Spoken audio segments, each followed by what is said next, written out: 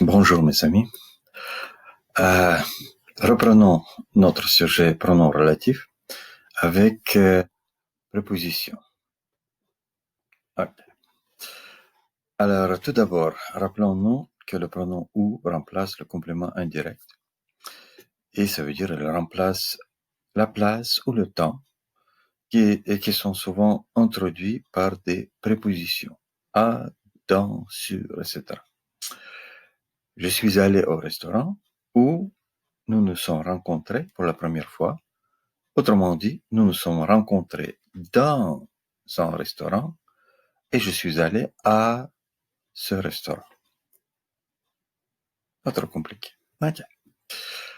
Rappelons-nous aussi du pronom dont qui remplace un groupe nominal introduit dans la deuxième phrase par la préposition de.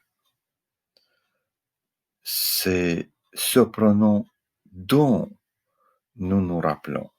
Autrement dit, nous nous rappelons de ce pronom et puis dont ça va être le pronom qui est utilisé pour remplacer quelque chose, dont. Remarquez aussi comment on utilise le pronom qui dans la question comme de qui parles-tu? De Mario? Salut Mario. Oui, c'est lui dont je parle. Donc je parle de Mario. C'est lui dont je parle.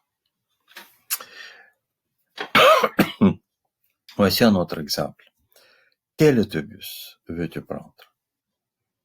Je prendrai celui à gauche. Je comprends pas. Lequel? Lequel est le pronom qui peut être utilisé comme pronom relatif. L'autobus dans lequel, à l'intérieur, donc dans lequel tu te trouves est très confortable.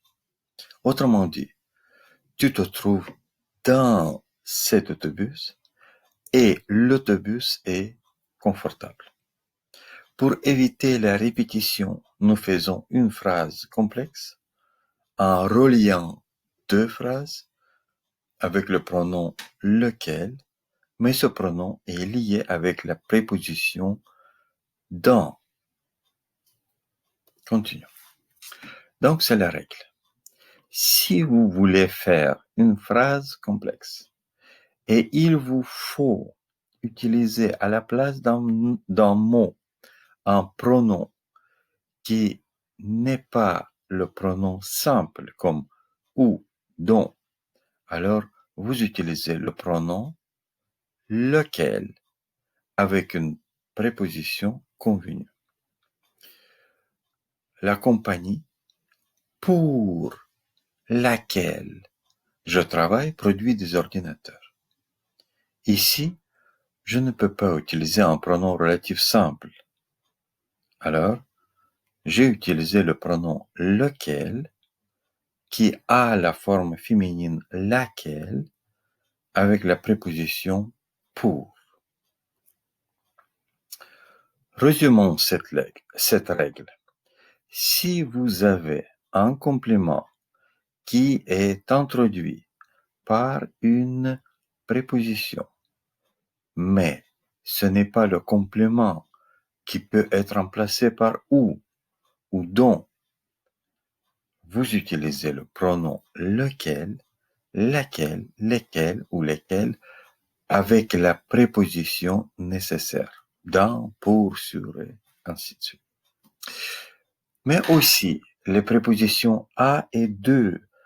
S'il est impossible d'utiliser le pronom ou dont, cela peut donner les formes contractées.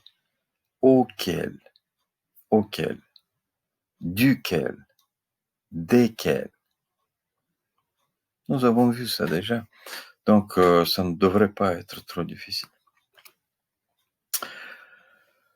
Maintenant, vous comprenez, et je crois que vous compreniez mieux avec des exemples. À qui t'adresses-tu? À quoi t'intéresses-tu? De qui as-tu ce livre? De quoi parles-tu? Pour quelle raison as-tu abandonné ce cours? Là, c'est une question très importante. Comment allez-vous répondre à ces questions en utilisant des phrases complexes? Regardez ce que je fais. L'homme à qui, donc auquel je m'adresse, est un journaliste. On préfère à qui pour des personnes. Donc, il est possible de dire auquel, mais c'est mieux. Juste tâchez de se rappeler de ça. On utilise à qui à la place de auquel si vous vous adressez à une personne, si vous parlez d'une personne, donc c'est à qui. Le roman auquel je m'intéresse a comme titre le Code da Vinci. L'ami de qui j'ai ce livre est parti en voyage. Le sujet duquel je parle est très compliqué.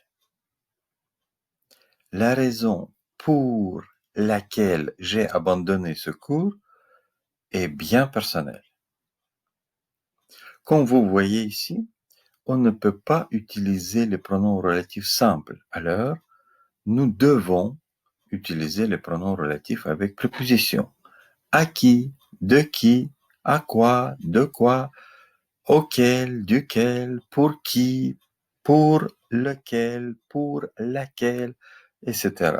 Donc, tout ça, c'est avec les prépositions.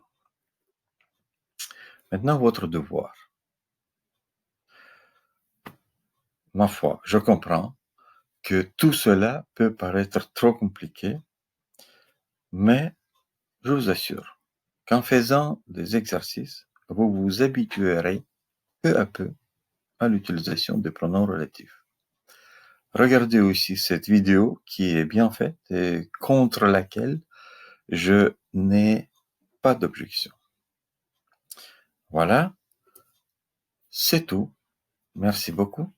À la prochaine.